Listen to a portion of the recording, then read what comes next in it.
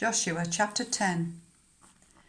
Now Adonizedek, king of Jerusalem, heard that Joshua had taken Ai and totally destroyed it, by doing to Ai and its king as he had done to Jericho and its king, and that the people of Gibeon had made a treaty of peace with Israel and had become their allies.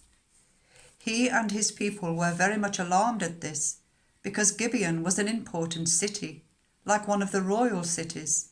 It was larger than Ai, and all its men were good fighters. So Adonizedek, king of Jerusalem, appealed to Hoam, king of Hebron, Piram, king of Jarmuth, Japhia, king of Lachish, and Debir, king of Eglon.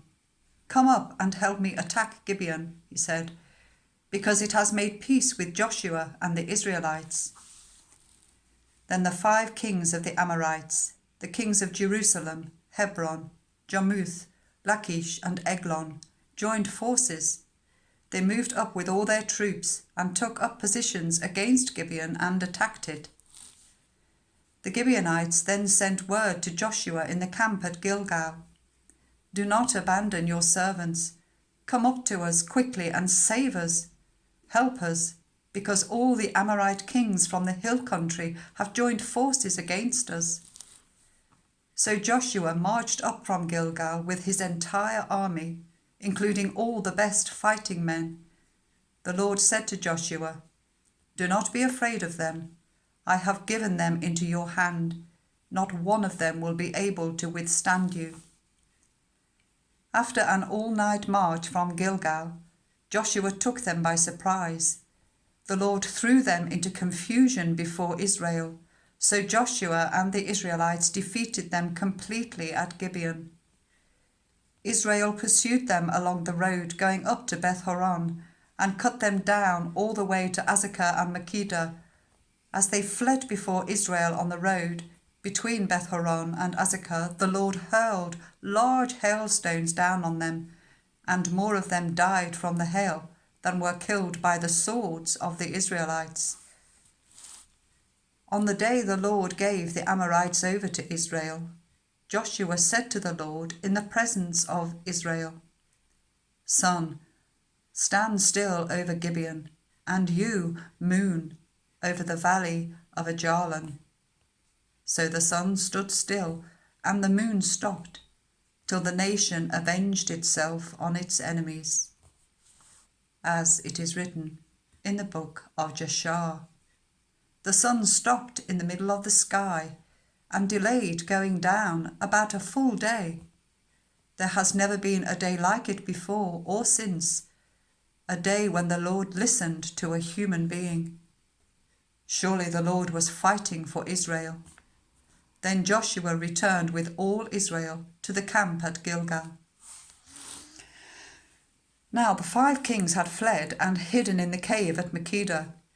When Joshua was told that the 5 kings had been found hiding in the cave at Makkedah, he said, "Roll large rocks up to the mouth of the cave and post some guards there.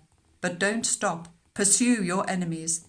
Attack them from the rear and don't let them reach their cities, for the Lord your God has given them into your hand." So Joshua and the Israelites defeated them completely, but a few survivors managed to reach their fortified cities. The whole army then returned safely to Joshua in the camp at Makkedah, and no one uttered a word against the Israelites. Joshua said, "Open the mouth of the cave and bring those 5 kings out to me." So they brought the 5 kings out of the cave, the kings of Jerusalem, Hebron, Jarmuth, Lachish, and Eglon. When they had brought these kings to Joshua, he summoned all the men of Israel and said to the army commanders who had come with him, "Come here and put your feet on the necks of these kings." So they came forward and placed their feet on their necks. Joshua said to them, "Do not be afraid, do not be discouraged. Be strong and courageous. This is what the Lord will do to all the enemies you are going to fight." Then Joshua put the kings to death and exposed their bodies on 5 poles, and they were left hanging on the poles until evening. At sunset, Joshua gave the order, and they took them down from the poles and threw them into the cave where they had been hiding. At the mouth of the cave they placed large rocks, which are there to this day. That day Joshua took Makkedah. He put the city and its king to the sword and totally destroyed everyone in it. He left no survivors. And he did to the king of Makkedah as he had done to the king of Jericho. Then Joshua and all Israel with him moved on from Makkedah to Libnah and attacked it. The Lord also gave that city and its king into Israel's hands. The city and everyone in it Joshua put to the sword. He left no survivors there. And he did to its king as he had done to the king of Jericho. Then Joshua and all Israel with him moved on from Libnah to Lachish. He took up positions against it and attacked it. The Lord gave Lachish into Israel's hands, and Joshua took it on the second day. The city and everyone in it he put to the sword, just as he had done to Libnah.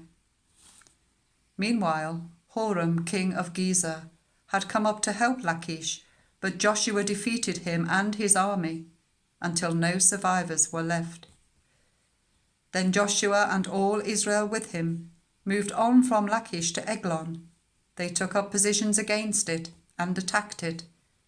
They captured it that same day and put it to the sword and totally destroyed everyone in it, just as they had done to Lachish. Then Joshua and all Israel with him went up from Eglon to Hebron and attacked it. They took the city and put it to the sword, together with its king, its villages, and everyone in it. They left no survivors. Just as at Eglon, they totally destroyed it and everyone in it. Then Joshua and all Israel with him turned round and attacked Debir.